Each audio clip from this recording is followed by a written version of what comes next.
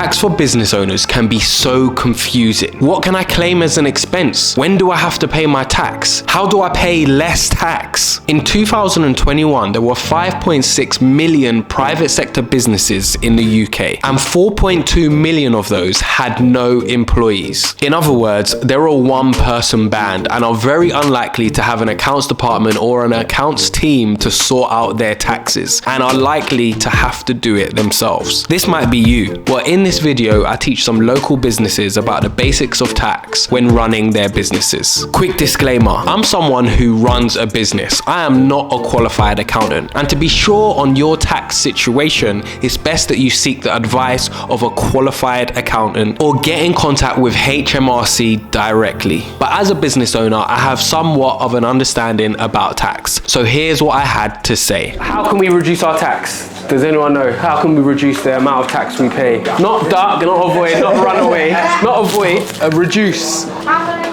Travel expenses. The main way we can reduce our tax is by reducing our profits. Yeah. If you reduce your profits, you reduce your tax. So let me give you an example. Say your business makes £50,000 and £30,000 profit. You pay tax on that £30,000, right? If you buy lots of new equipment, buy lots of new machinery, buy lots of stuff that you need for your business and make it, you know, spend £10,000 worth of stuff, you reinvest that back in your business, you're only going to pay tax on that £20,000 now because that's the profit, right? So it's good to reinvest back in your business if you need stuff, if you're in profit, because it brings your tax bill down.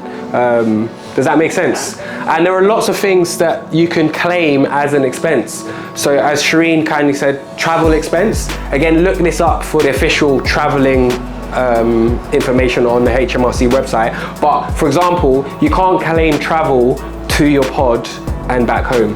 That doesn't count as a travel expense. It's from your pod to a customer. It's from your pod to a customer. So if you had to go to Northampton and do a bra fitting, you could claim that train ticket, even the hotel, if you stayed up there, you can claim that as a business expense.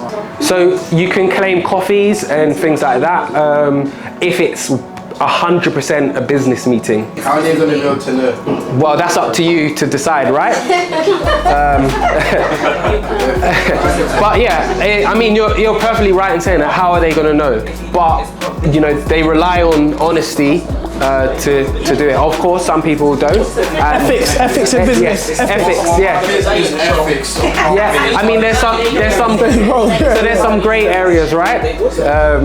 But yeah, they kind of rely on honesty. So travel expenses, office costs. We spoke, Kelly, about your home office. Yeah. There's certain amount of percentage you can put in your electricity bill because you're from home, your gas bill, your internet, all of that.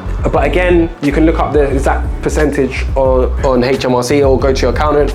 Also, just go on to traveling. If you drive, you can claim a certain amount per mile. So again, I don't know the exact amount. It's not just I put £40 petrol in. It's I travelled from here to there. That was X amount of miles, etc. Staff costs. Yeah, if my business makes £50,000 and I pay my staff £12,000, you know, that comes off my tax. That's not profit, is it? You know, you hire someone, that's a cost. So that. What about if you hire, say, staff? Sometimes you might hire people. Like on a subcontract basis. Yeah, like freelance. Freelance, yeah, that comes off your tax bill. But what you do is they would invoice you. So, for example, my therapists that work for me, the chair massage therapists, none of them are full-time employed. They're hired on a freelance basis. So they work under my company name and brand, but I don't have enough work to keep them busy all year round. It's as and when the work comes in. So they invoice me for the work that they do, and that comes off my profit.